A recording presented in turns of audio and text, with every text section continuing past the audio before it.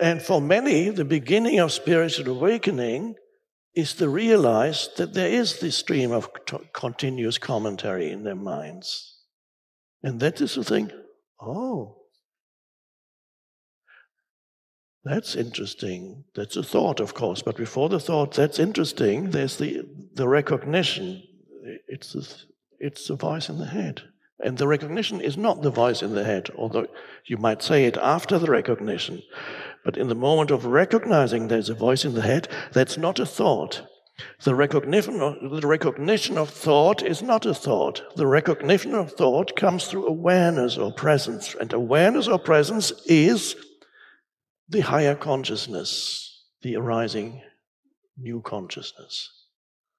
Wow. So that is really the meaning of spiritual awakening. By the way, in this first half of our gathering, I will be talking more about it.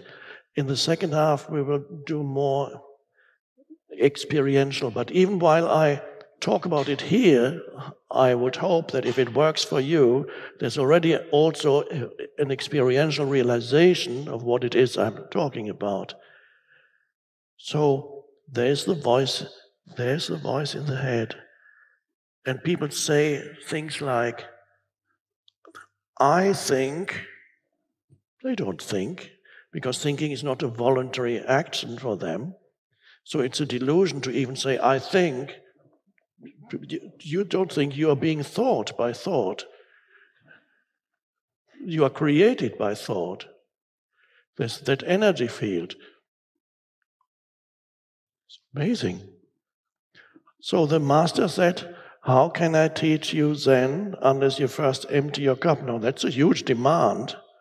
If I'm full of clutter, mental clutter, how am I going to empty my cup? I would immediately be enlightened if I could empty my cup. But the teaching points to something. It points to the word empty. And that's interesting. That is an important word in Buddhism. And I don't think it's a good translation. Who first came up with it, I don't know. In the 19th century, the Europeans started to translate ancient texts from Sanskrit, and one person came up with a translation probably of the Sanskrit term sunyata and translated it as emptiness. That doesn't sound so nice. It sounds like something missing or something like that. So I have an alternative translation for the Buddhist term emptiness. So that empty is an important word. So remember, the Zen master said, how can I teach you Zen unless you first empty your cup? Empty. Emptiness, my alternative translation for that is spaciousness. Spaciousness is a dimension of consciousness in you. And that is what we could call the spiritual dimension of consciousness, the deeper or the higher consciousness, just words, doesn't matter. And that is, in every human, it's there. Many don't know that it's there because the clutter is so dense that they have no realization of the underlying spaciousness. And that is why I say in millions of humans that is still a dormant faculty, so to speak. So the most important realization in your life, much more important than what you have achieved on the level of the world, whether your life in worldly terms is regarded as a huge success or a dismal failure, or for most of you probably something in between. That's normal. Sometimes you fail, sometimes you succeed, and then you move back from gaining, losing, high and low, up and down. That's the identity for most. So the clutter of your mind is there, but there are moments in your life when you become aware of something spacious underneath it. But you may not call it that. You may not call it anything. It may arise, for example, in many humans who may never have heard of anything spiritual. They're out there. They don't know that a little bit of that is in them. But they don't know it. There's little glances come occasionally into their lives of that dimension. It's not enough to actually say that the spiritual dimension has awakened in them, but little flashes come up now and then into their lives. And that is enough. Those little flashes from that dimension come into their lives, and that is enough to keep many people sane. And those flashes can come when you might think, when you go out into nature and you see something extraordinarily beautiful like a sunset, for a moment you go, or the vastness of the ocean, or the sky, or the elements, the wind, the storm, and for a moment you go, and it's a moment of intense aliveness, and you feel, and then you may remember that moment a little later. That was such a beautiful moment.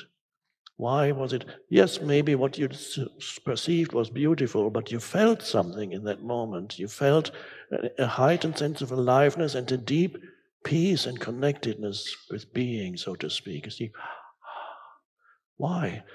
Because that moment of sense perception of something vast or beautiful freed you for a moment from the incessant stream of thinking. So the incessant stream of thinking, let's say you see this incredible sunset or whatever, and for a moment you give it your complete attention, and for a moment you're not thinking about yourself, your problems, your problematic life history, or your even more problematic future.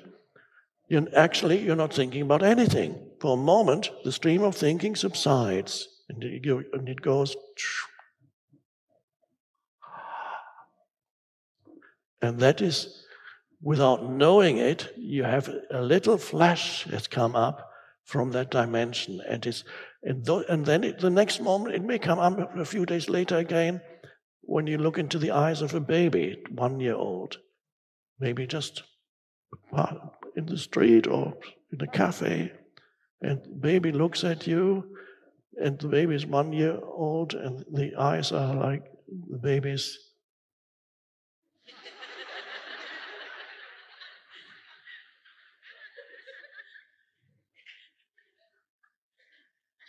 And you know instinctively that the baby is not thinking about you, because thinking hasn't started yet.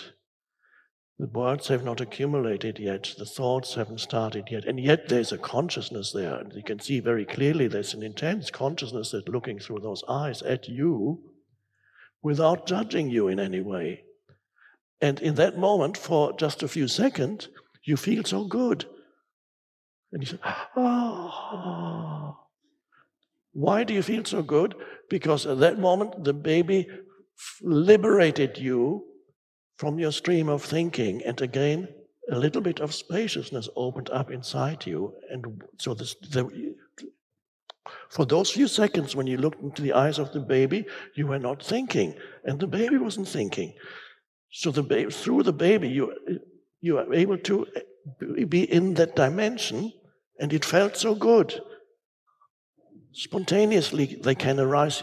They're not recognized by people as ultimately spiritual, but they are.